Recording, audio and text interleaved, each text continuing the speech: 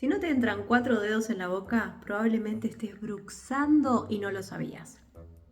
¿Te entran? ¿Sabías que el bruxismo muchas veces es más que rechinar o apretar los dientes y tiene todo que ver con la psicología? Muchísimos pacientes con ansiedad sufren de bruxismo también. Apretamos los dientes como si el cuerpo intentara sostener algo que no puede soltar.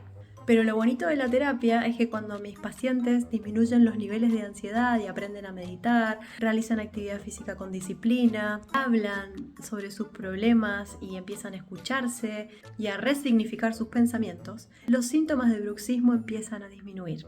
¿A vos te pasa? ¿Tenés bruxismo? Contame en los comentarios si te pasa y qué cosas lo activan.